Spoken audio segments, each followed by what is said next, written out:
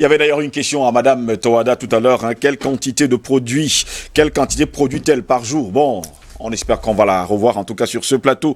Messieurs, le sujet qui nous intéresse ce matin, Côte d'Ivoire, Laurent Gbagbo demande aux autorités ivoiriennes un passeport pour rentrer chez lui en Côte d'Ivoire. La Cour pénale internationale autorise à quitter la Belgique à condition que tout pays dans lequel il souhaite se rendre accepte au préalable de le recevoir. L'ex-président ivoirien Laurent Gbagbo en liberté conditionnelle à Bruxelles, après son acquittement par la Cour pénale internationale, demande désormais aux autorités ivoiriennes de lui d'établir un passeport pour rentrer en Côte d'Ivoire, a annoncé d'ailleurs son avocate dans un communiqué. C'était le mardi 28 juillet dernier, après plusieurs demandes infructueuses d'établissement d'un passeport diplomatique auprès du ministère des Affaires étrangères à Abidjan. Le président Laurent Gbagbo s'est déplacé ce jour auprès de l'ambassade de Côte d'Ivoire à Bruxelles pour introduire une demande de passeport ordinaire et d'un laissez-passer, indique d'ailleurs Maître Abiba Touré, qui est l'avocate de Laurent Gbagbo.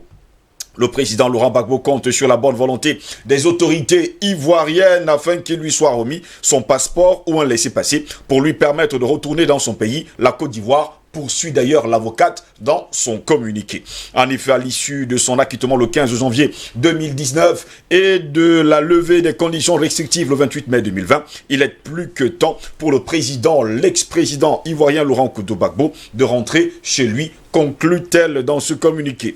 Le retour de Laurent Gbagbo en Côte d'Ivoire revêt un enjeu politique majeur. À 3 mois de l'élection présidentielle, son parti, le Front populaire ivoirien, le presse en effet de se présenter à ce scrutin.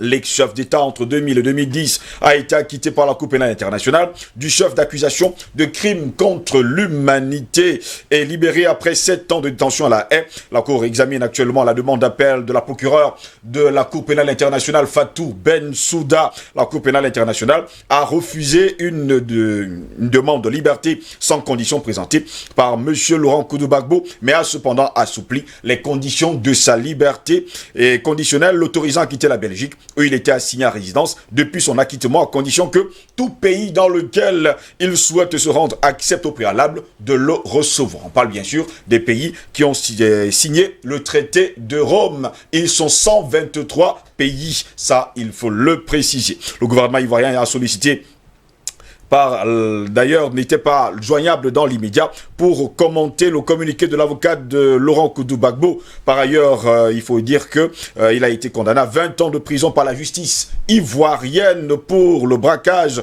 de la Banque centrale des États de l'Afrique de l'Ouest, déclarent d'ailleurs les autorités ivoiriennes. Le climat politique est tendu en Côte d'Ivoire avant la présidentielle d'octobre. Elle se tiendra 10 ans après la crise post-électorale de 2010-2011 qui avait fait 3000 morts officiellement, après le refus de Laurent Gbagbo de reconnaître sa défaite face à l'actuel président Alassane Dramane Ouattara. Jusqu'à preuve de contraire, on parle toujours de ce contentieux électoral. Eh bien, passant par fin d'homme, vous suivez d'ailleurs cette actualité depuis de très longues années. Aujourd'hui, Laurent Gbagbo, ex-chef d'État, qui avait d'ailleurs été, il faut le dire, un délogé de la présidence de la République, Manu Militari, on l'a vu d'ailleurs en Mondovision, aujourd'hui demande tout simplement un passeport diplomatique pour enfin rentrer sur la terre de ses ancêtres. Je pense que cette affaire-là, l'épilogue de l'affaire ivoirienne, elle n'est peut-être pas pour demain.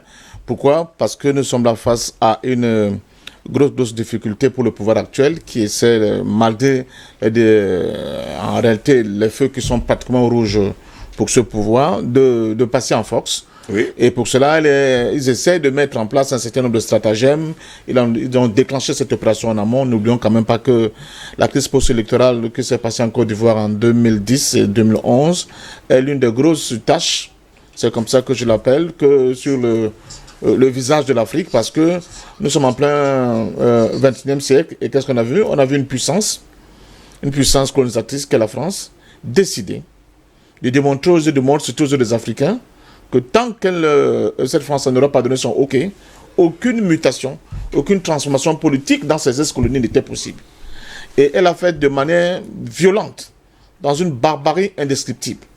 On se serait cru dans les contes macabres, n'est-ce pas, du Moyen-Âge. Là, on a vu le président français de l'époque, M. Nicolas Sarkozy, ce criminel légal, excusez-moi le terme, dire à Mondovision que il donne quelques jours à M. Laurent Gbagbo et à son épouse.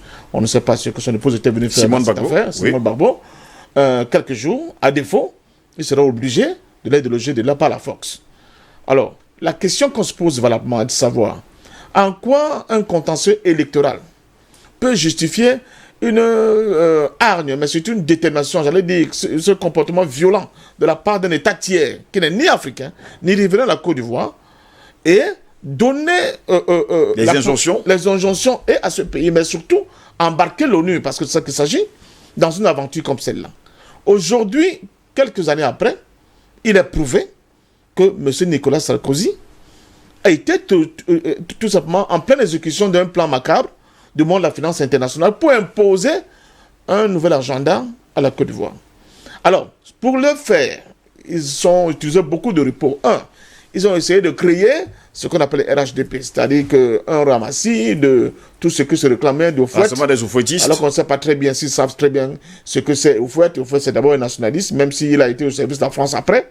C'est quelqu'un qui n'aurait jamais accepté une présence militaire française, j'allais dire aussi brutale, au niveau de son palais pour déloger un tiers. Deuxièmement, ils se sont appuyés sur l'ensemble des pays qui sont des pays frontaliers à la Côte d'Ivoire, au niveau du nord de la Côte d'Ivoire, sur le Burkina Faso, qui était le base arrière de la rébellion qui a été créée de toutes pièces, mais aussi le Mali, qui a servi de supplétif, sans oublier quelques anciens chiens de guerre venus de Libéria, pour former cette armée de mercenaires qui a permis justement de commettre tous les drames, mais surtout... Toutes sortes d'exactions, oui, il faut le dire. On pense à Djoké, on pense à l'autre camp des déplacés de Nabili, etc., qui a causé des centaines, j'allais dire des milliers de morts. Mais il n'y a pas que ça. Il y a aussi sur le plan idéologique, ils ont construit un message qui disait, attention, on ne veut pas de tel parce qu'il est de Nord. On ne veut pas de tel parce qu'il est musulman. Et ça, on joue sur la fibre subjective de quelque chose qui est le sentiment. Or, le sentiment n'étant pas objectif, il a tendance à pousser les individus vers les extrémités. Maintenant, Laurent Gbagbo est capturé par l'armée française, maintenant tout le monde le sait, et remis à ses rebelles.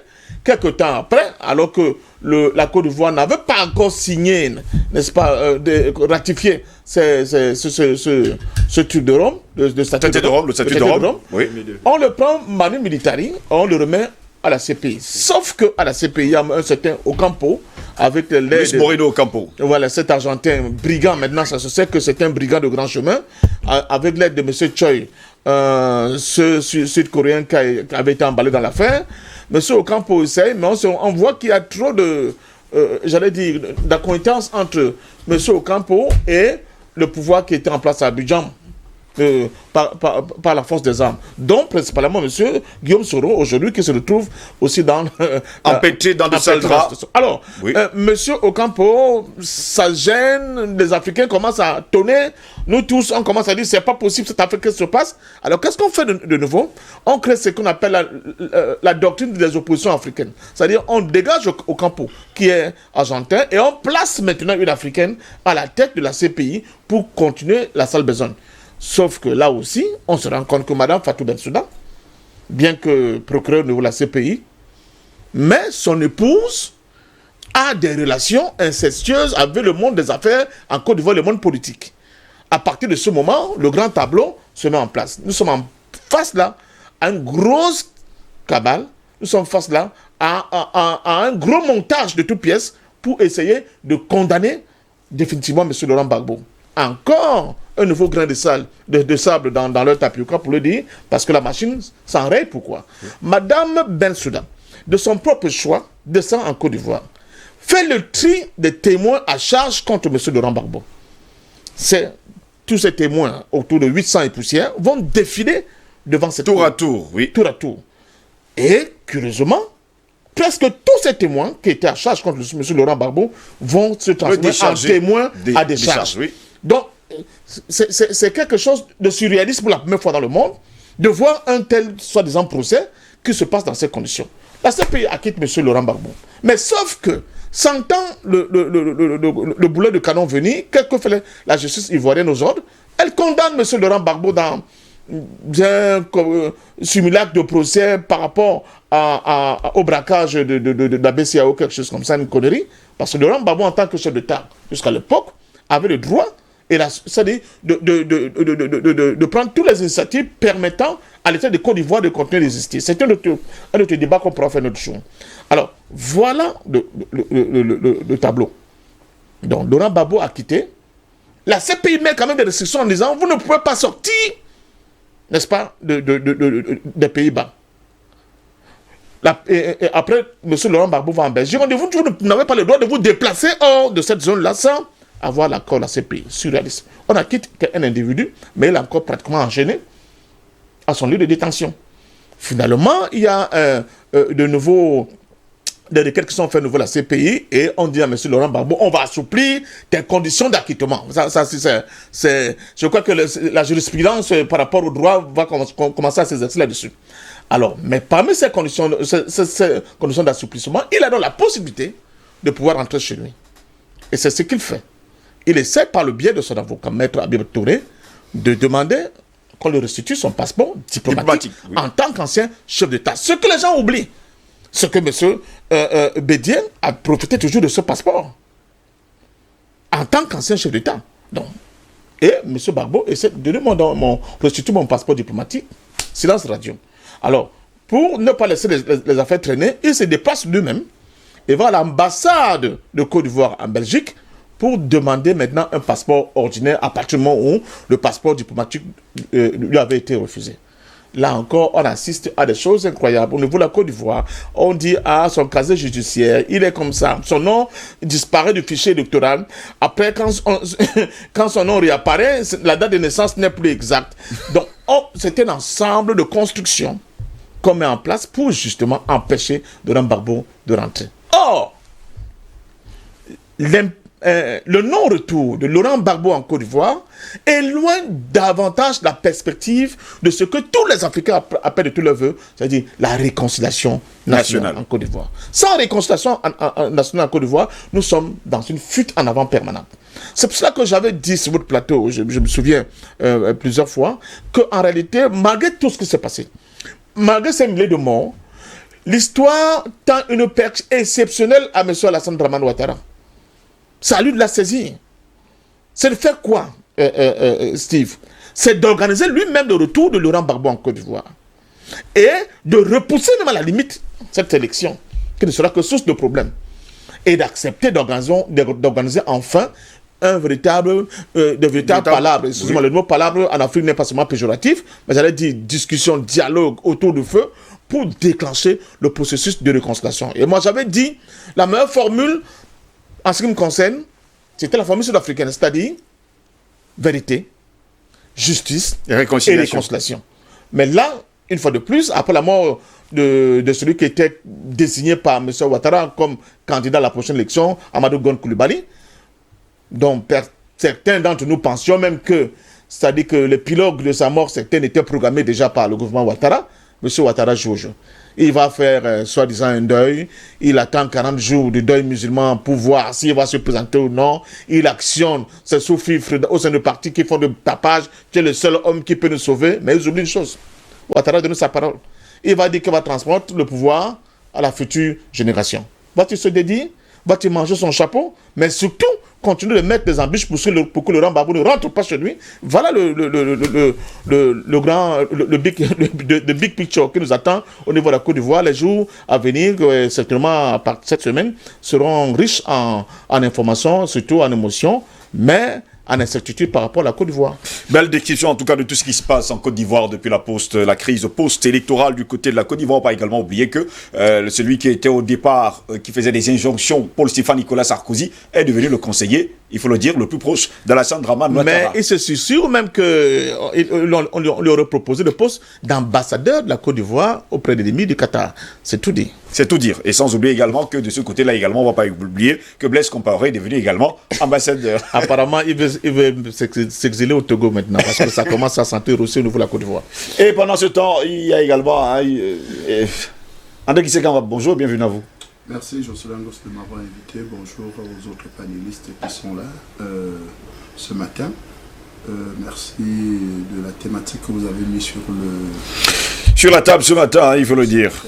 Par rapport au débat. C'est quelque chose qui est comme une patate chaude à la gorge. Pourquoi il faut justement boire un peu d'eau glacée pour que ça descende rapidement.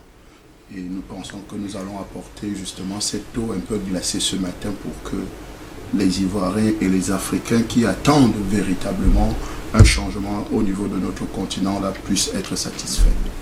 André Kisefanga, vous vous rappelez, parce que vous suivez quand même la Côte d'Ivoire depuis de longues années aujourd'hui, vous vous rappelez quand même que Laurent Koudou-Gbagbo, lorsque Alassane Dramane Ouattara a eu des problèmes d'ailleurs en Côte d'Ivoire, c'est lui qui lui a remis son passeport, c'est lui qui a organisé, il faut le dire, les obsèques de sa mère, c'est également lui qui a permis que l'homo-ivoirité soit effacée, en tout cas des colonnes du côté de la Côte d'Ivoire, mais aujourd'hui, lui, il demande son passeport, lui, Laurent Koudou-Gbagbo, en tant qu'ex-chef d'État.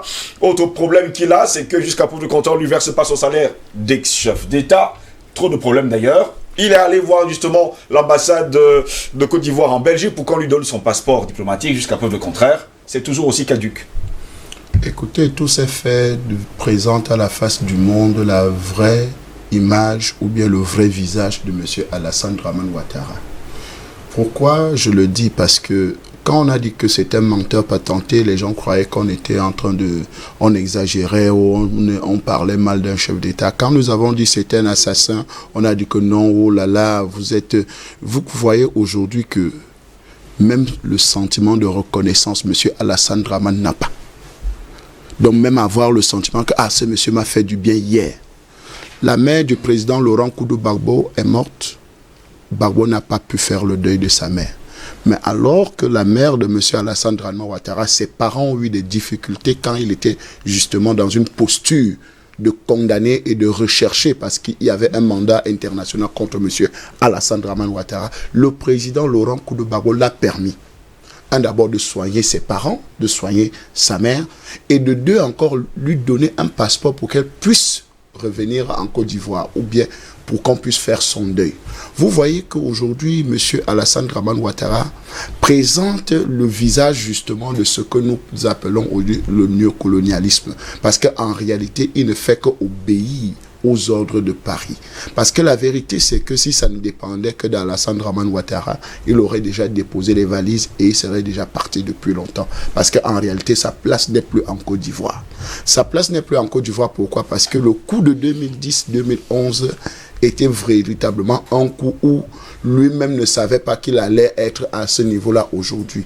Mais il se rend compte qu'on l'a trompé. Pourquoi? Parce que vous pouvez arriver, on vous dit que vous vous appelez chef d'État ou bien vous êtes devenu président alors qu'en réalité, vous ne gouvernez absolument rien. La preuve en est aujourd'hui, le sentiment Ouattara, contre Ouattara est plus que, ici pouvait se cacher, il devait se cacher. Parce que la vérité, c'est que on ne l'aime pas. Même ceux qui sont autour de lui. Si vous voulez aller demander à Ahmed Bakayoko, il ne l'aime pas. Donc, vous comprenez qu'en réalité, c'est un menteur. Il a passé le temps à mentir. Et aujourd'hui, ce mensonge le rattrape. Quand vous dites, le président Laurent Koudou-Gbagbo, que nous saluons ce matin, lui a permis d'avoir un passeport. Et pas simplement un passeport diplomatique. Le président Laurent Koudou-Gbagbo a continué à verser ses indemnités d'ancien Premier ministre, a versé à son épouse les indemnités de l'épouse de l'ancien Premier ministre. Mais le gars, pendant 10 ans de gouvernance, n'a rien versé au président Laurent Koudou-Gbagbo, n'a rien versé à Madame Simone Gbagbo, n'a rien versé à tous ceux qui étaient des hauts responsables de la Côte d'Ivoire en cette période-là. Donc vous comprenez où quelqu'un peut être, la méchanceté de l'homme. Vous comprenez peu. C'est la preuve que, en réalité, M. Alassane Dramane Ouattara n'a jamais été chef d'État de Côte d'Ivoire.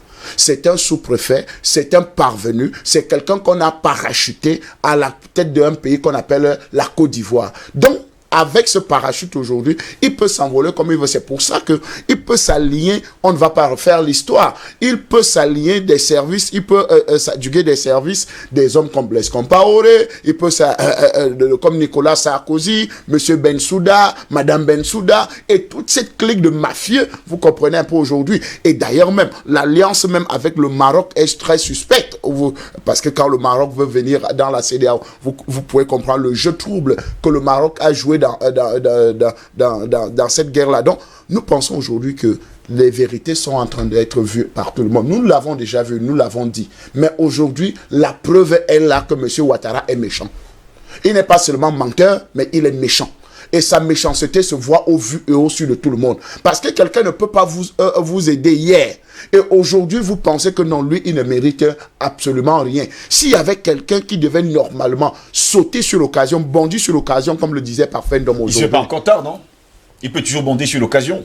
Il ne se fait pas encore tard, nous espérons, mais au vu de sa démarche aujourd'hui, vous comprenez qu'il n'est pas dans une logique d'apaisement, il n'est pas dans une logique de réconciliation, il n'est pas dans une logique où les Ivoiriens doivent s'asseoir sur une même table et discuter. Il est dans la logique du forcing.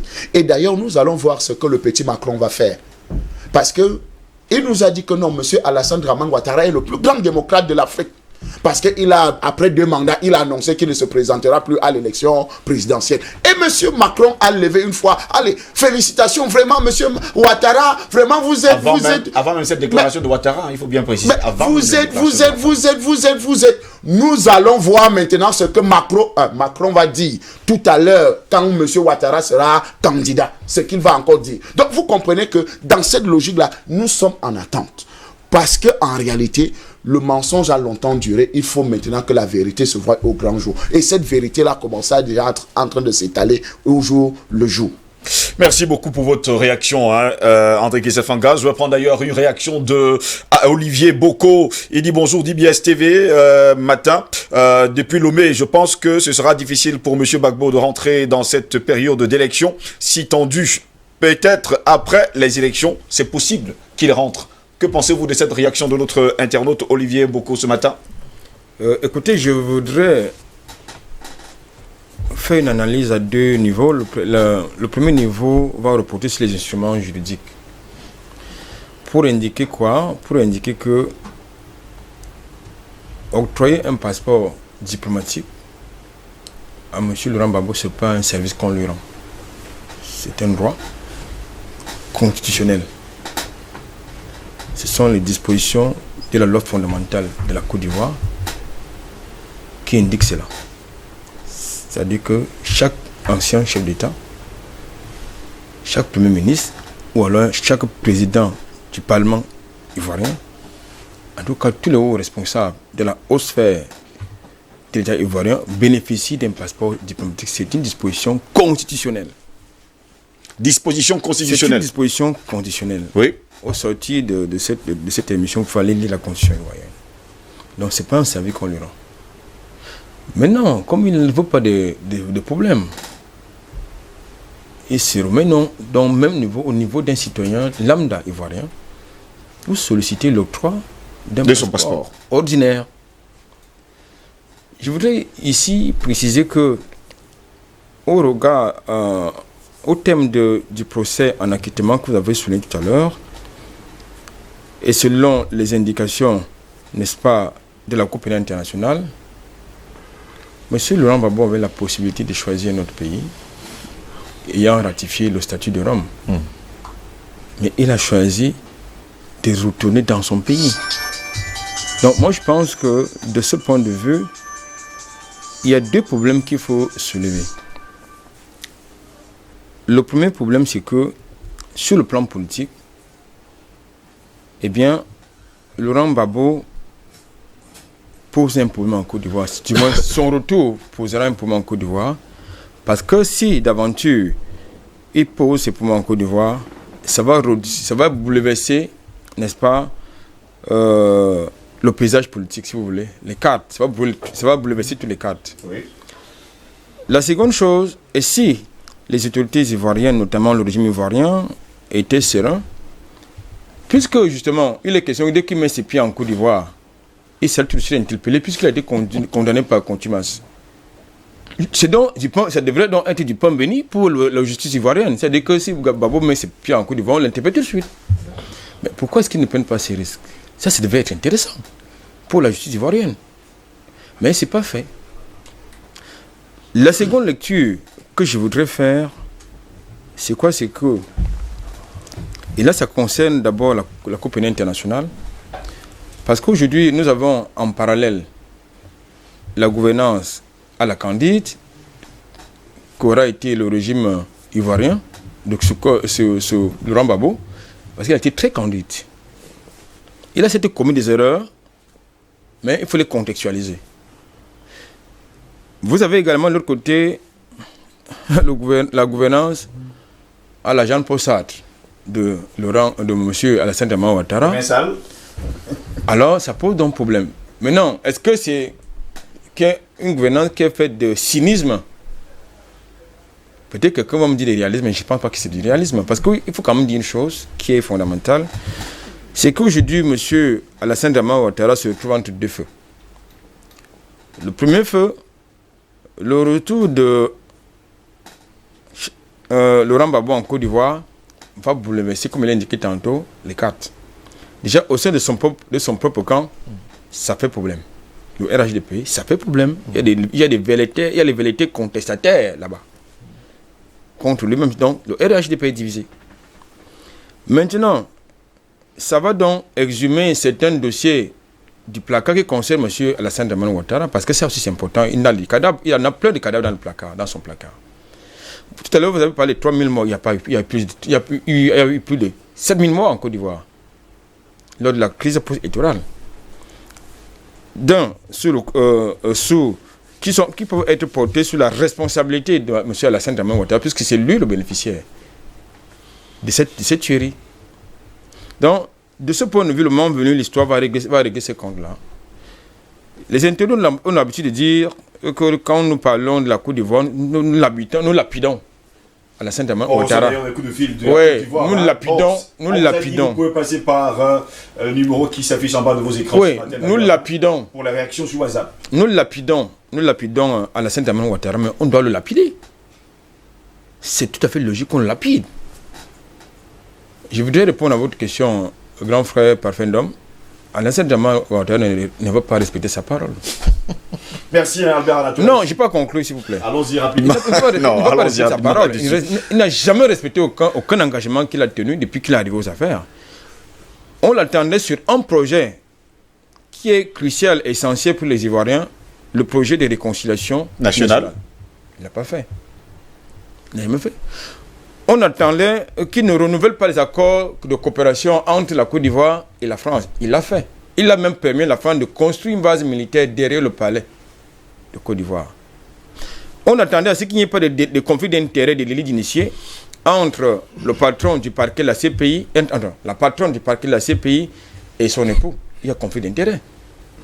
Vous ne pouvez pas permettre à l'époux de l'une des parties au procès de bénéficier des contrats en Côte d'Ivoire. Il y a un problème. Donc je pense qu'aujourd'hui, j'ai le sentiment, en tout cas ça me concerne, c'est mon avis, la CPI n'a véritablement pas rendu service à Alassane Dramane Ouattara. Merci Albert Anatole. Ici, je prends également une autre réaction, cette fois-ci sur WhatsApp. Bonjour Steve, président Laurent Gbagbo est libre. Nous l'attendons sur le continent. Il a vaincu la prédation internationale autoproclamée. C'est Ikoum Patrick depuis Bruxelles. On vous a suivi d'ailleurs, hein. Messieurs, je vois vos réactions. Je vois également les appels qui nous viennent de la Côte d'Ivoire. N'oubliez surtout pas, vous pouvez nous joindre, hein, il faut le dire, par message sur WhatsApp au numéro qui s'affiche au bas de vos écrans, au 002 137 667 64 57 57 par WhatsApp. Pas les appels, on parle bien sûr des messages, parce que les appels, on voit d'ailleurs, hein, de temps en temps qui s'affichent.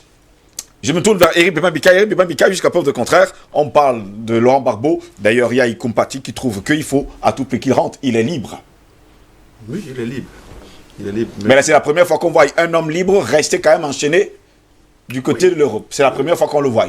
Contexte... Ça va être écrit dans l'histoire du monde entier. Le contexte international, le contexte ivoirien, le prédisposait déjà. Mais avant de répondre à cette question, je voulais répondre par l'absurde à la question de...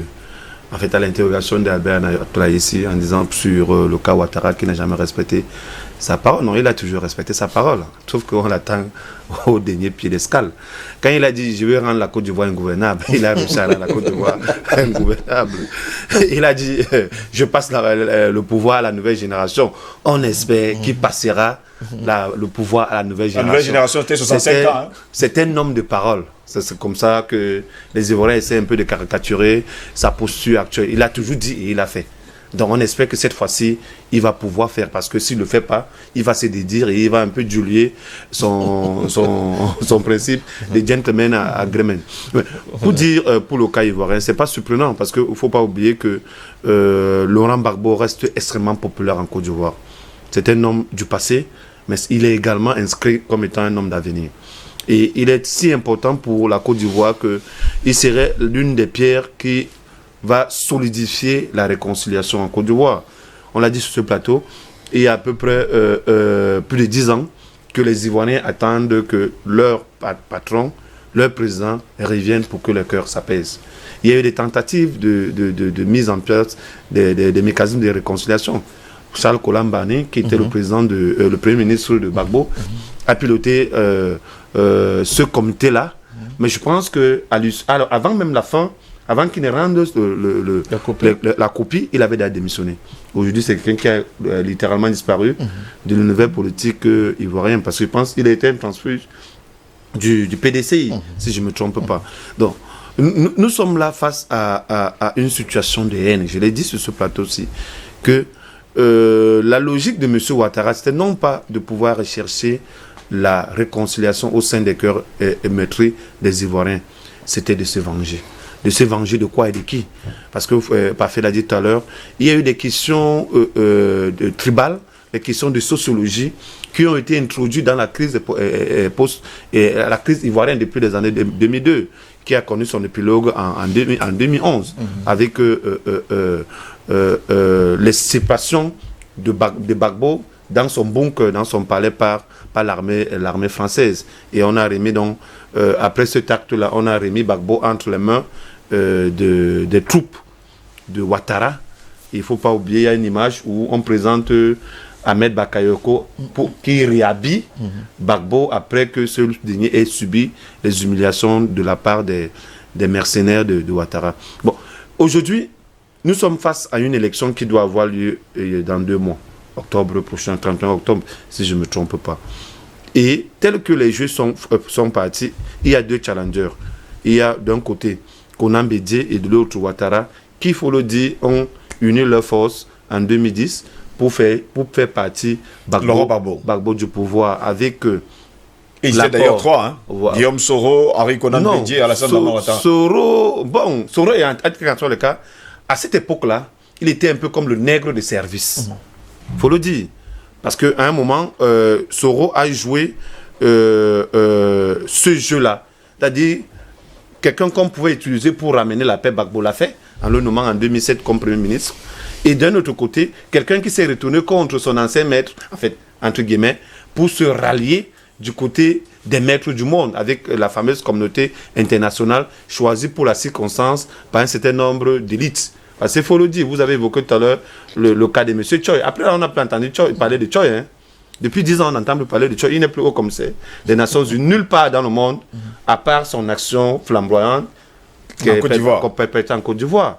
Donc, nous sommes là dans une situation très délicate pour la Côte d'Ivoire. Et la position actuelle de Gbagbo de vouloir rentrer sur la terre de ses ancêtres, quitte à affronter la justice ivoirienne. Parce qu'il le sait très bien. Et on sait que le gouvernement de Ouattara, ces 2 dernières années, ne distribue que les 20 ans. Donc il est apte, il est prédisposé à aller prendre 20 ans de prison, comme le reste de ses concitoyens qui ont pris cette habitude de pouvoir prendre 20 ans. 20 ans pour Soro, 20 ans pour Bélé Goudé, 20 ans pour Simone Gbagbo avant qu'elle ne soit acquittée. Donc, la justice ivoirienne s'inscrit de plus en plus aux yeux du monde comme étant celle-là qui attribue 20 ans de prison à tous. Mais Alassane Ouattara n'était pas rendu justement service à Laurent Gbagbo en libérant son épouse de la prison? Ça pouvait être un début de pacification de la question ivoirienne. Ça avait été à l'époque salué d'une certaine manière, étant donné que Simone avait subi les humiliations les plus atroces de la part d'une personnalité de son rang. Parce qu'il ne faut pas oublier également que au-delà du fait que Simone soit la première dame de Côte d'Ivoire, c'était une femme politique. Elle était députée à l'Assemblée nationale ivoirienne. Donc, elle n'avait pas à subir autant d'humiliations. Donc, peut-être Ouattara, au cours de ses mandats, s'est rendu compte du tort qu'elle causait à Simone, étant donné que Simone n'avait pas le pouvoir. Elle dormait tout simplement à côté de quelqu'un qui avait le pouvoir. Donc, pénalement, elle n'était pas responsable des actes de son mal. Moi, je ne suis pas juriste, mais je pense quand même qu'il y a cette vice de forme-là qui peut être appliquée. Et il en est de même, par exemple, du premier fils de Gbagbo, Michel. Pourquoi Michel devrait être condamné quand son papa était président de la République, étant donné que les actions de Michel tout au long de son papa ne s'attellaient qu'à enseigner les Ivoiriens dans sa philosophie qui est un peu sa formation initiale. Il n'a pas été ministre en Côte d'Ivoire ni directeur général. Il a tout simplement Mais il a été arrêté. On comprend d'ailleurs vos professeur de interrogations. philosophie à l'université d'Abidjan, si je ne me trompe pas. En fait, moi, je ne suis pas très entendu dans ce papa, plus que mon ami et frère. André Kissel Fanga. Donc le problème, Allons-y rapidement. Il est là. Il est là, il est fondamental. Je pense quand même que pour qu'on dénoue un peu ce long procès qui s'est passé à la CPI, il est urgent que le gouvernement de Ouattara essaye de tendre la main pour une fois. Parce qu'en réalité, Gbagbo, ça a été très surprenant et ça fait partie des erreurs que Gbagbo a pu commettre durant son magistère. C'est-à-dire ouvrir largement les bras à ses adversaires, en acceptant même aller à une élection sans que ses adversaires n'aient des armes. C'était des erreurs que même un bébé politicien ne peut pas commettre. Moi, je ne peux pas commettre ces erreurs. Il a accordé tous les privilèges pour montrer sa bonne foi, à apporter la paix en Côte d'Ivoire, en octroyant les avantages à M. Ouattara et en lui accordant des passeports diplomatiques. Et puis ce désir, en fait, cet outil, cet élément de pouvoir se déplacer dans l'ensemble du monde. Il allait et il revenait. Ça lui a permis donc de bâtir sa stratégie de logements de Gbagbo du pouvoir à partir de Burkina Faso. Permettez-moi de prendre quelques réactions. Les réactions, il y en a d'ailleurs il y en a beaucoup, ça il faut le préciser, sur la toile, surtout sur WhatsApp ce matin. Il y a d'ailleurs une qui vous concerne, patient Parfum d'Homme. Bonjour DBS et tout votre panel, plus particulièrement à Monsieur Ndom. Monsieur Ndom nous avait promis un documentaire sur la Côte d'Ivoire, sur une chaîne concurrente que la vôtre, de grâce. S'il peut nous faire visionner cela à DBS, excellente journée. Anta Diop Mevoa, depuis Yaoundé. C'est ce qu'il demande d'ailleurs. Du côté de la Côte d'Ivoire également, il y a également des réactions. Bonjour le plateau, vraiment le problème de la Côte d'Ivoire nous importe beaucoup plus. Mais Laurent Gbagbo doit rentrer dans son pays sans même consulter son pays. S'il est acquitté, rien ne peut le retenir. Alassane doit arrêter de vendre l'Afrique et il doit arrêter d'être ingrat. Vincent depuis Kara, le nord du Togo. Là c'est le Togo. Bon là je vous ai dit de passer par les messages. Toujours un autre bonjour à vous, vraiment vous dire merci, mais les fonctionnaires et les agents du ministère de l'administration du territoire et de la décentralisation, nous souffrons et il veut rester encore, on va tous mourir, mais trop de gens qui jouent avec notre pays, pas de nom, il a mis pas de nom, bon il a pas mis son nom, il n'a pas voulu forcément faire connaître son identité du côté, lui il appelle depuis, enfin il écrit depuis la Côte d'Ivoire. Ben, je vais me tourner vers vous, patient Parfum d'Homme, jusqu'à preuve de contraire.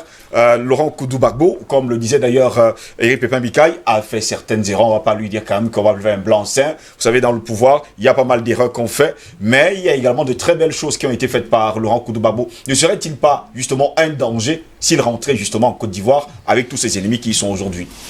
D'abord, je vais commencer à répondre à la préoccupation de notre téléspectateur. Le document en question s'intitule « La victoire aux mains nues ».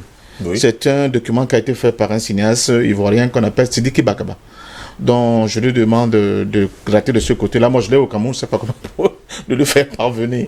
Bon, de Sidiki Bakaba, qui a fait un documentaire sur la base des événements de 2002, oui, où l'armée française avait tiré sur les jeunes manifestants ivoiriens qui bloquaient les chars français qui se déplaçaient. Non, c'était à Abidjan, qui voulait se déplacer pour aller vers le côté du palais présidentiel. Et aujourd'hui, les gens nous disent que dans l'un de ces chars se trouvait justement M. Ouattara. Donc le coup d'État a pris du temps, mais l'intention était déjà là. Ouais. Deuxièmement, par rapport à comment dire ça, au fait que Mme Simone Gbagbo, après, a été élargie par le président Ouattara, il se posait un problème. Vous savez que quand on scrute aujourd'hui la Cour pénale internationale, bien que moi je l'appelle, pour moi c'est pas une justice, mais en dehors de Mme Bensouda, l'ensemble des juges, au moins dans leur majorité, avaient compris qu'ils étaient dans un piège. Parce qu'il y a les opinions des pays qui parlent. Oui. Ils disaient, mais c'est pas possible. Quel est ce procès? Pourquoi vous continuez de maintenir ce type là-bas? N'oublions pas qu'il y a eu un précédent. C'était le cas du président Serge Milosevic, qui avait été pratiquement dans le cas de Gbagbo, traîné au tribunal. Il était malade, les Russes ont demandé, mais sortez-le pour qu'on puisse le soigner. La prétendue Cour pénale internationale a refusé. Milosevic est mort en prison. Oui. Après sa mort, cette cour l'a quitté. Donc il y a ce précédent. Donc le problème de Mme Simone, c'est que cette cour, avec Mme Bensouda, demandait qu'on leur renvoie Mme Simone. Alors, les autres juges disaient à Mme Bensouda, il n'y a pas de problème. Mais si Mme Simone vient ici, tous ceux qui sont autour de Ouattara, qui ont aussi des dossiers à la CPI, doivent aussi monter. Donc, Ouattara a senti, il a dit, ça ne sent pas du tout bon. Il a joué les gentlemen en disant, non, moi je veux la réconciliation, je l'élargis Mme Simone. Arrêtez, c'est ça. Le truc de fond. Maintenant, vous me posez la question sur le retour de Gbagbo. Je vous dis, ça c'est mon sentiment profond. Oui. Si Gbagbo met les pieds en Côte d'Ivoire, la campagne est terminée. Ça, c'est clair. Vous avez compris? Mais est-ce que ce n'est pas un danger justement pour les autres Ivoiriens qui sont Mais c'est parce que les autres... Alassane Dramane Ouattara? Je vous dis, si Gbagbo met les pieds à Abidjan, il n'y a plus de campagne. L'affaire là est réglée. Il va être celui qui va donner le là par rapport à tout ce qui va se dérouler en Côte d'Ivoire politiquement parlant. Ok? Pourquoi? Parce que c'est quelque chose, je vous dis, de surréaliste. On dit que si la réalité dépasse la fiction. Vous capturez un individu, il est entre vos mains, vous pouvez en faire ce que vous voulez. Vous l'amenez dans votre propre cour, dans votre propre tribunal. D'abord, il est captif chez vous là-bas. Et ce n'est pas la première fois dans l'histoire de l'Afrique et du monde noir qu'un leader noir, parce qu'il s'oppose aux intérêts de l'Occident, subisse ce que Gbagbo a subi. Vous vous souvenez de Toussaint Louverture, le père de l'indépendance haïtienne. Vous savez comment ça s'est terminé avec lui. Il a été déporté en France. Bon. Donc, il fait donc face à votre propre justice. C'est vous qui avez choisi les juges. Tout. Mais au cours du procès, le gars parvient quand même à vous battre. Sans présenter aucun témoin. C'est un truc terrible. Oui, en réalité. Attention. Sans présenter si le procès, les gars sont obligés d'arrêter le procès aussi. Pourquoi? Ça, merci de la relance. Parce que maintenant, c'était le tour des témoins de la défense de M. Gbagbo. Alors là, je vous assure qu'on aurait dû faire teinter les cloches de M. Sarkozy et de la Britannique Communauté internationale. Parce que les preuves, il y avait des tonnes. N'oublions pas que la guerre qui s'est passée en Côte d'Ivoire s'est passée en Mondiovision devant toutes les caméras du monde. On voyait comment les snipers français descendaient des hélicos. On voyait comment la France encadrait des troupes rebelles. Ce n'est pas un truc, une vue d'esprit. Que quelqu'un peut dire, comme tout à l'heure, Fango disait qu'on nous dit, ah, vous tapez trop sur Ouattara. Mais les faits sont là. À moins d'être quelqu'un qui veut jouer l'autruche permanemment. Donc c'est de ça qu'il s'agit. Ils sont en difficulté. Pourquoi Gbagbo a accepté de donner toutes ces largesses-là? Parce que Gbagbo, c'est un homme politique et un patriote. Vous savez, quand vous êtes un homme politique à la hauteur, Ruben Oumiobe disait, les hommes de cœur, il disait, nul n'est prophète en politique, mais les hommes de cœur peuvent prévoir des situations difficiles et envisager des solutions pour les éviter. Il a tendu la main. Malheureusement, en face, il n'avait pas d'interlocuteur valable. Parce que la main tendue de Gbagbo devait faire comprendre à ces gens-là que nous sommes face à un véritable patriote qui est soucieux de développement, de devenir de notre pays. Mais en face, il n'y avait personne. Pourquoi, que dit M. Soro aujourd'hui? Vous vous souvenez de ce que disait Soro? Que dit M. Lobognon, qui est en prison, le député, qui a été arrêté, incarcéré, sans qu'on ait délevé son immunité parlementaire? Nous sommes en Côte d'Ivoire, hein? Que dit Lobognon aujourd'hui? Tous ces gens-là qui insultaient Gbagbo, qui racontaient que oui, maintenant, continue de faire tes prières, on va voir comment tes prières vont te sauver. Ils sont dans les prières aujourd'hui. Vous comprenez? Il y a un faisceau, il y a un ensemble d'éléments, de faits en Côte d'Ivoire qui prouvent que nous sommes là face à une cabale internationale. Et cette cabale a échoué. Parce que, comme le disent les Ivoiriens, le temps, c'est l'autre nom de Dieu. Et ça se voit. Notre Dieu et nos ancêtres ont dit à cette communauté internationale, nous allons faire un pied de nez avec l'affaire Gbagbo. Mais l'affaire Gbagbo révèle aussi une autre chose d'exceptionnelle. Vous parlez, les gens ont beaucoup parlé de l'affaire George Floyd. Mais l'affaire Gbagbo, quand on regarde, c'est un véritable pied de nez à la communauté internationale. C'est un véritable pied de nez à tous les racistes du monde. Parce que l'histoire de la Côte d'Ivoire, c'est aussi une histoire de racisme. À la base. C'est aussi une histoire de racisme. Tant qu'on vendait les nègres comme des chèvres pendant 400 ans, ça ne mettait pas le monde libre. Ça ne mettait pas le monde de la pensée, de la démocratie, l'Occident bienveillante et bienfaisante, etc. Le jour où Hitler a décidé maintenant d'appliquer le même traitement, mais à minima, hein, je le dis ouvertement, à leurs propres frères, aux Juifs, c'est devenu. Je vous rappelle que Facebook a pris une décision dernièrement que le comédien Dieudonné, on a tout effacé. Dieudonné Mbala. Tout. Moi, qui suis ici sur votre plateau, j'ai fait, dans le cadre des préparations de ce qu'on en a parlé ici avant le 27 août, j'ai fait un petit post où je mets l'image de Adolf Hitler marchant sur les Champs-Élysées avec la tour Eiffel à l'extérieur. On m'a bloqué pendant 30 jours. Seulement pour cette image. Mais en Afrique, quand on va évoquer ces questions historiques-là, on dit, ah, vous adorez trop le crâne. Mais vous voyez comment les autres, eux, ils se comportent. Ils ne jouent pas avec ça. Parce qu'ils savent que c'est ça qui fonde, de construire à la fois idéologique, psychique et même culturel de leur peuple. Et c'est chez nous, on s'en fout. Donc la question de Laurent Gbagbo, c'est d'avoir enfin, depuis un certain nombre d'années, des chefs d'État qui étaient des hommes liges, des chiens couchants de l'impérialisme, mais un homme qui s'est tenu droit comme une aiguille, comme disait ma grand-mère, et qui a dit à l'Occident, vous êtes fort, vous êtes tout ce que vous voulez, mais tant que mon pays, la Côte d'Ivoire, elle va être considérée comme un pays souverain dans la sphère mondiale, je n'accepterai pas de plier les chines devant vos injonctions. C'est de ça qu'il s'agit.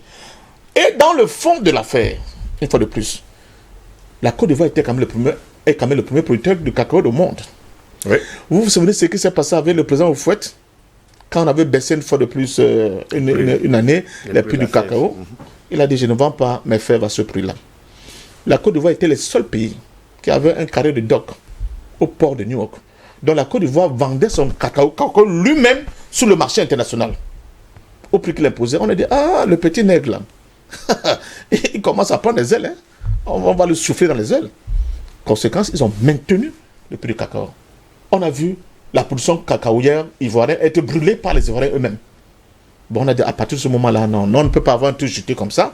Et on a un petit nègre qui ne comprend pas ce qui se passe. Il faut qu'on mette quelqu'un là qui va nous assurer la continuité de l'approvisionnement de ce produit est extrêmement important pour nous, pour nos petits déjeuners, pour nos mises en bouche sur le marché international, sans qu'un feluquin ou bien un fêlé ne sorte pas, on ne sait pas d'où et essaie de contrarier nos plans.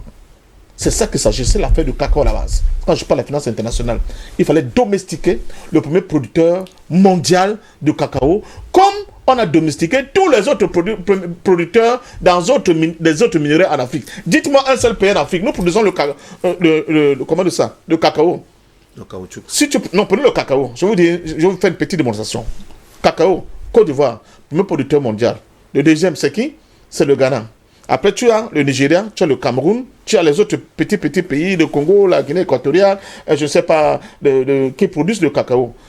À nous tout seuls, on peut faire un consortium comme l'OPEP. Et on dit, à partir d'aujourd'hui, le marché où se décide le cours mondial de cacao, ça sera à Abidjan. Et c'est nous qui allons l'appliquer. Il faut le faire. On ne peut pas le faire. On produit le cacao, c'est les autres qui fixent le prix. Mais eux produisent les voitures et c'est eux toujours qui fixent le prix.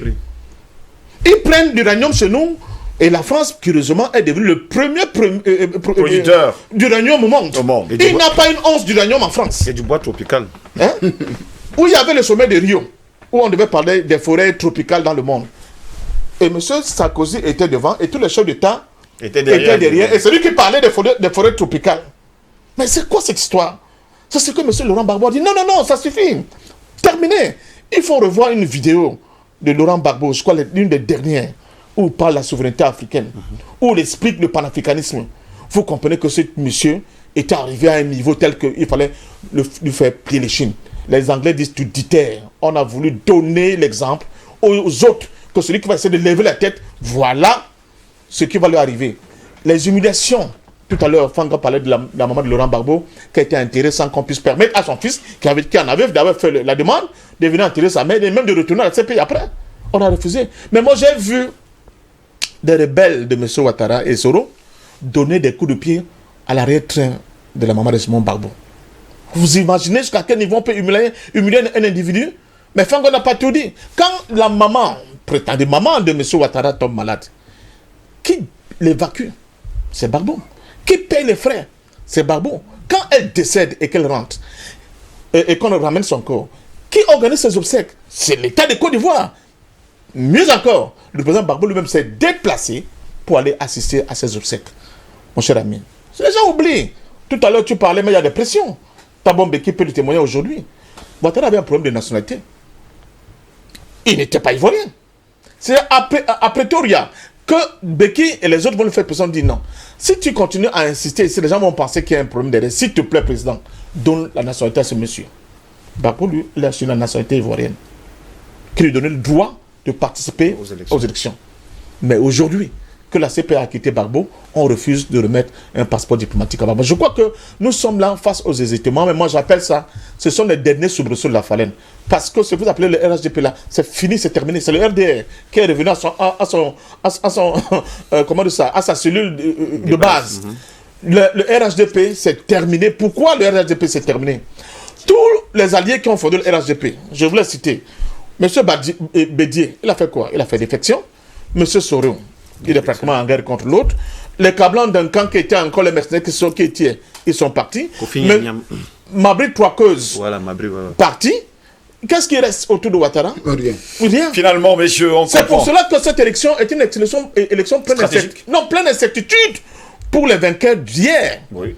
Aidés par la France et la prétendue communauté internationale. Quand je parle de la France, n'oubliez pas que les soldats de l'ONU aussi ont participé à cette guerre. Et sans oublier côté des forces rebelles. Donc, je crois qu'il y a une dynamique, il y a une mutation, n'est-ce pas, des enjeux géopolitiques. Le Burkina, qui lui servait de base arrière, c'est terminé. Le Mali, on voit dans quelle situation glauque est le Mali aujourd'hui. Mais surtout, les intellectuels africains ont ouvert les yeux. Du Sénégal, en Afrique du Sud, ils ont dit, mais quelle est cette histoire? Donc, M. Ouattara n'a plus la superbe, n'a plus le grand docteur, le grand magistrat de FMI qui a sauvé les économies du Brésil, de la Corée du Sud, machin. Non, tout ça c'est terminé. On a vu ce dont il est capable et il a intérêt, s'il veut rentrer de nouveau dans l'histoire, d'organiser ces réconsultations en précipitant le retour du président Laurent Gbagbo. Sinon, définitivement, il sera dans les tréfonds de la poubelle, des poubelles de l'histoire. Monsieur, il faut également que je rectifie. Il y a quelqu'un qui m'a envoyé un message pour me parler de Milosevic. C'est Slobodan Milosevic, c'était un homme d'État yougoslave. Il est mort le 11 mars 2006 dans les geôles de la Cour pénale internationale à La Haye. Voilà. N'oubliez surtout pas, je répondais justement à votre question. Et justement, le temps de passer la parole à André Kisefanga. Je prends déjà les réactions sur WhatsApp ce matin. Le temps reste et demeure le véritable juge et tribunal de l'histoire. Monsieur Ouattara est un pantin pour la France. Laurent Gbagbo a le plein droit de rentrer en Côte d'Ivoire. Franck Ewing du côté de Douala. Je prends encore un autre. Bonjour le panel de Libya ce matin. Je pense que nous, jeunesse africaine, devrons tous ensemble nous révolter. Pas pour nous, mais pour nos enfants. Car je ne comprends toujours pas comment ces esclaves de maison veulent vendre l'avenir de l'Afrique et de ses sujets à ces criminels occidentaux sans qu'on ne réagisse. Ahmed Njoya depuis Fumban. La jeunesse africaine devrait prendre cette émission comme leur déjeuner du matin. Merci également à vous. Je respecte la sagesse du père Parfendome. Bon, il n'a pas mis le nom, là encore. On va revenir justement avec vous. André Christelle Fanga, l'élection présidentielle du côté de la Côte d'Ivoire, c'est d'ici le 30 octobre prochain. Est-ce qu'on peut réellement dire que l'élection aura bel et bien lieu? Parce que jusqu'à preuve de contraire, Alassane Dramane Ouattara a un gros problème. Il avait cherché un dauphin. Il n'a pas eu ce dauphin justement pour le remplacer. Il pourra se représenter. Deuxième chose également, eh bien, Laurent Gbagbo court et il a besoin de rentrer justement dans son pays. Mais écoutez, tous ceux qui porteront le maillot de RHDP pour aller à cette élection n'arriveront pas aux élections. Même si c'est Ouattara lui-même qui dit qu'il est candidat du RHDP, il n'arrivera pas à cette élection. Oui, je vous le dis. Vous allez refaire le replay de cette émission, vous verrez ce que je vous dis. Parce que les gens pensent que le vrai nom de Dieu, c'est le temps. Et le temps est arrivé parce que quand il choisissait Ngon Koulibaly, ce n'est pas aujourd'hui. Hein. Il savait que la logique Medvedev, Poutine allait se mettre en place en Côte d'Ivoire. Que Ngon Koulibaly allait aller aux élections, gagner l'élection, après maintenant nommer M. Ouattara et après mourir. Parce qu'il savait déjà que Ngon Koulibaly allait mourir. Mais ils ont oublié une chose, que le temps ne les appartient pas. Ils ont fait des calculs. Je voudrais saluer Guillaume Kimbafori Soro. Guillaume. Oui. Tu es méchant. Non, je veux le saluer parce que c'est un très grand Africain. Parce que quand il prenait les armes, il disait non, il va chasser la dictature, il va chasser l'impérialisme, il va chasser... On ne sait pas en réalité ce qu'il combattait. Et il a dit non, nous sommes là, ces gars disaient nous sommes là pour Ado, nous allons installer Ado, nous allons faire de ceci, nous allons faire cela. Ok. Toute son équipe a été nommée. Nafissatou Bamba a été nommé, Lobognon a été nommé, Ahmed Bakoyeko a été nommé. Tous ont eu des nominations. Ils se sont partagés la Côte d'Ivoire. D'ailleurs, même c'était jusqu'à présent, on continue à avoir l'accumulation de fonctions. L'autre était Premier ministre, ministre de la Défense. Donc, ce n'est pas une surprise aujourd'hui qu'Ahmed Bakayoko soit ministre de la Défense et Premier ministre. Donc, ce n'est pas une surprise. Non. Guillaume Soro. Non. Premier ministre, ministre de la Défense, Député et maire d'Abobo. Donc, vous comprenez que non, ils se sont... Donc, voilà. Aujourd'hui, le même Kimbafori Soro Guillaume qui a tout eu après ses coups portés sur les Ivoiriens, aujourd'hui rase les murs en France. Rase les murs. Parce qu'il se cache comme une souris. Ah, grand Africain, il avait dit non, il est venu libérer la Côte d'Ivoire de la dictature. Le voilà aujourd'hui qui rase les murs. Donc, vous comprenez que M. Ouattara et son clan sont tous d'abord divisés. Parce que je vous ai toujours pris, quand je parle de la Côte d'Ivoire, je fais toujours référence aux Saintes Écritures. Et dans Genèse 11, lors de la construction de la tour de Babel, ils avaient décidé de construire une tour de Babel. Et que cette tour-là va atteindre le ciel, va atteindre Dieu. Oui, Nemrod. Et un matin, Dieu a juste confondu le langage. Et la confusion est descendue dans le camp du RHDP, RDR, je ne sais pas, Ouattara aujourd'hui. Et cette confusion aujourd'hui amène la tuerie. Petit empoisonnement. Et tous, ils sont en train de s'empoisonner. Ils sont en train de s'entretuer. Qui a sorti le dossier du trafic de drogue en Côte d'Ivoire? Allez vérifier. Ce n'est ni dans le camp de l'opposition, ni la DEA, ni tous les gens que... Non. Parce que s'il y a quelqu'un qui connaît le trafic de drogue en Côte d'Ivoire, c'est bien le couple présidentiel, soi-disant, de Côte d'Ivoire actuel.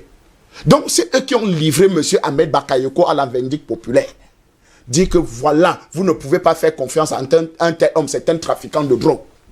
Donc, vous comprenez que c'est risqué. Abidjan est risqué. Abidjan est risqué avec Ouattara et tout ça à sa clique de personnes. Donc, le retour du président Laurent Koudou-Gbagbo, et je suis très d'accord avec Parfendom. Dès que le président Laurent Koudou-Gbagbo met son pied en Côte d'Ivoire, tous les autres là vont prendre fuite. Parce que vous allez voir encore la victoire à main nue. Parce que la Côte d'Ivoire, les Ivoiriens savent défendre ce qu'ils ont. Mon ami, les chars français ont piétiné, mâché les Ivoiriens comme la pâte à papier. Ça n'a pas empêché ces gars-là de toujours sortir. C'est parce que justement, Gbagbo, c'est un homme qui n'aime pas la guerre. Vous avez près de 6000 jeunes qui se retrouvent devant la résidence de Blé Goudé. Général, donne-nous les armes. Permets que l'armée nous enrôle. Mais ce n'est pas parce que les gens n'aiment pas couler le sang comme les autres qu'ils vont croire qu'ils ont gagné. Non. Les Ivoiriens ont défendu le président Laurent Koudou-Gbagbo à main nue. Et ce n'est pas la première fois. Parce que quand Robert Gueye décide de dire que non, j'ai gagné l'élection, avec les armes, les Ivoiriens sont allés chercher la victoire du président Laurent Gbagbo entre les mains de Robert Gueye, malgré qu'il était armé. Ils l'ont remis à Gbagbo. Donc vous comprenez qu'en réalité, quand un homme est aimé de son peuple, vous ne pouvez rien faire contre ces personnes-là. Donc, M. Ouattara est en train d'apprêter ses valises simplement. Ça, c'est clair. Parce que je dis toujours, après la trahison, c'est la pendaison. Merci beaucoup, André Kisset Fanga. Avant de passer la dernière prise de parole à Albert Anatola ici, je prends d'ailleurs un message ici. Bravo Dibier ce matin, le retour de Gbagbo n'est pas possible pour Ouattara parce que la présence de Gbagbo en Côte d'Ivoire, c'est un spectateur de plus face à son échec que Ouattara accepte la décision du dieu des Africains. Ne voit-il pas que même quand il propose son successeur, celui-ci décède? Il s'appelle Biende Romeo depuis la mairie de Yokadouma. Voilà, on nous regarde également du côté de Yokadouma. Chez moi à l'est. Oui, je vois, à l'est, justement. Bonjour, je passe mes salutations sincères à Monsieur Ndom. Monsieur, je me demande jusqu'à quand les Africains vont accepter d'être torturés par les bandits à col blanc. Aujourd'hui, la jeunesse africaine se lève contre la tyrannie, la barbarie occidentale. Gbagbo, président à vie. Elok, il n'a pas donné de nom, il s'appelle Elok d'ailleurs. Et justement, sur Facebook également, il y a des réactions. Bonjour, la grande famille panafricaine, spécialement au président Badakani. Le président Gbagbo, c'est Eric Youke qui le dit. Catherine Tano déclare que le président Gbagbo doit rentrer chez lui. Il n'est pas belge. il n'est pas belge, il doit rentrer chez lui. Bonjour Dibier, ce matin, depuis Lomé. Je pense que c'est Olivier Boko. Oui, je pense que ce sera difficile pour M. Gbagbo de rentrer dans cette période d'élection. Ils sont très nombreux. On aura le temps de lire d'ailleurs, hein, parce que là, il manque juste 5 minutes, même c'est trop. 3 minutes pour sortir d'ailleurs de cette édition. Albert Anatola, ici, je vais me tourner vers vous. Oui, le temps passe très vite. Albert Anatola, ici, je vais me tourner vers vous. Finalement, ceux qui étaient contre Laurent Koudou-Gbagbo en 2010 jusqu'en 2011, aujourd'hui, ne sont plus ensemble. Je parle bien sûr de Guillaume Soro, Henri Konan Bédié et sans oublier Alassane Dramane Ouattara. Les amis d'hier sont devenus les ennemis d'aujourd'hui. Tout à l'heure, je vous parlais de la politique à la séance Paul Sarr, de la politique à la Candide. Donc, vous comprenez que Laurent Gbagbo, comme je l'indiquais, a commis certes des erreurs, mais il était candidat dans sa manière de faire de la politique. Il l'est toujours d'ailleurs. Pourquoi? Parce qu'il est ivoirien de souche. Les autres, les Ivoiriens n'aiment pas parler. Parce que les Ivoiriens, ils sont ivoiriens de souche. Oui. Les autres qui créent le trouble en Côte d'Ivoire, allaient questionner leurs véritables origines. C'est clair. Je vous dis, les Ivoiriens de souche n'aiment pas. Ils ont de l'amour pour leur pays. Ils n'aiment pas parlable. Je voudrais vous dire, c'est quelque chose qui va peut-être choquer certains téléspectateurs, mais c'est la vérité. Les Ivoiriens de souche, ce sont des patriotes qui ne veulent pas de troupes dans leur pays. Alassane Dramane Ouattara a un passeport de quelle nationalité? On commence à par le Burkina Faso? Non. Non, il est burkinabé. Non. Son véritable passeport? Il est la Haute-Volta. Non, son véritable passeport, il est américain. C'est vrai. Donc, c'est pour vous dire qu'il n'est pas ivoirien. Alassane Dramane Ouattara est américain. Soro a un passeport de quelle nationalité? Allez-y, vous allez nous le dire. Soro a un passeport français. Donc, c'est pour vous dire que ces gens... Ils sont nombreux Cameroun qui ont comme ça des passeports. Hein. Passeport français, la américain. Du jeu, c'est la Côte d'Ivoire. Oui. Juste pour souligner ce Et détail. Soro n'est pas ivoirien d'origine. Alassane Dramane Ouattara n'est pas ivoirien d'origine. Ça, il faut le préciser également. Non, Soro, il est d'origine. Non, pas d'origine. On va en parler dans les coulisses. Donc, c'est pour vous dire quoi? C'est pour vous dire qu'en fait, il faut régler cette question. Tout compte fait, ce qu'il faut dire, c'est quoi? C'est que Laurent Gbagbo, il doit rentrer en Côte d'Ivoire. Parce que nous sommes dans le scénario, vous avez connu le drame de la reine, de la Vénus au Tanto, non? Oh oui. Voilà. C'est le même drame que Laurent Gbagbo est en train de vivre. Mais dans sa version masculine.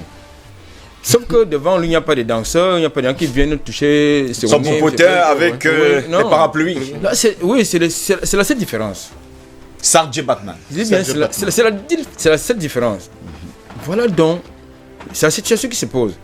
Maintenant, donc, vous avez une armée d'occupation, c'est-à-dire l'armée française, qui est toujours en Côte d'Ivoire, puisqu'il y a une base militaire française en Côte d'Ivoire.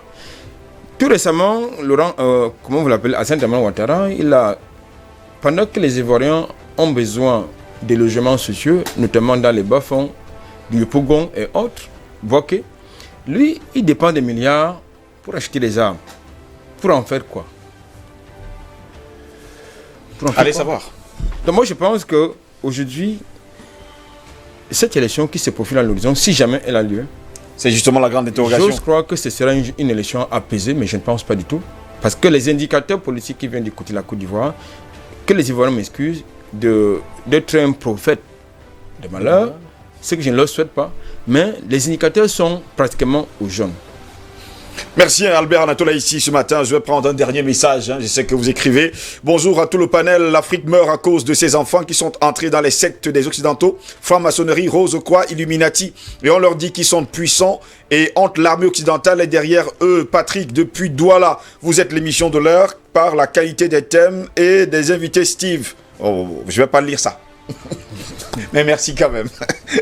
Merci à vous. Pascal Paveno, merci d'avoir été là ce matin. Merci. Eric Pepin Miguel, merci également d'avoir été là ce matin. Il n'a pas donné tout de parole. Il n'a pas donné tout de parole. Albert Anatola ici, merci également. Écoutez, c'est fait un plaisir. André Kisefanga, le temps nous est imparti. Vous avez le dernier mot alors? Non, il faut dire que la Côte d'Ivoire est un pays qui est intéressé. Il est important que dans le giron des pays francophones, que ce pays retrouve la paix. Et il ne peut retrouver la paix que si l'ensemble de ses acteurs, de ses leaders d'opinion, sont dans une dynamique de réconciliation. Et je pense que tous ces acteurs-là devraient être à l'intérieur de l'espace ivoirien. Voyez-vous, c'est pour ajouter juste de l'eau à une donnée statistique que Parfait a introduite tout à l'heure. La Côte d'Ivoire, c'est à peu près 1 650 000 tonnes de, cacao, de production de cacao par an. Et Lorsque Gbagbo est débarqué en avril 2011, c'est la première ressource qu'on a exportée vers l'Occident. On dit que pendant toute cette période de braise là, le cacao ivoirien n'était pas exporté vers les marchés porteurs. Et c'était la raison pour laquelle on a tiré les conclusions de savoir, on a fait la guerre à Gbagbo pour du cacao, pour les fèves de cacao simplement. Merci beaucoup, Pépé Mikaï. Je conclue avec juste un petit mot. Oui. Que les Ivoiriens sachent Dieu entrer en scène. Merci. Et tous ceux qui sont dans l'arène démoniaque et satanique, là, ils vont tomber comme un château de cartes. N'oublie pas nos ancêtres. Non, Merci. monsieur Ndom. Merci les beaucoup. ancêtres sont morts. Merci beaucoup à vous, André Kissefanga. Les ancêtres se reposent. Merci. Merci également à Ils Madame, sont fatigués, se à Madame reposent. Tawada qui était également sur ce plateau ce matin pour nous montrer les produits made in Cameroun, du vin à base du plantain. Messieurs, vous allez sûrement goûter. Et justement, la réalisation, tous les techniciens, elle a apporté d'ailleurs du vin blanc, Voilà, du made in rosé, Cameroun. made in Cameroun. C'est ça. C'est ce que nous applaudissons d'ailleurs. Bien. Venez madame, on va pour terminer l'émission ce matin. Voilà. Ouais, standing ovation. Voilà. Merci. Félicitations, princesse. Du vin à partir du plantain. Mesdames, messieurs, autre plaisir de vous retrouver demain. Restez sur DBS. L'information est en continu sur notre chaîne. Au revoir et à demain, s'il plaît à Dieu.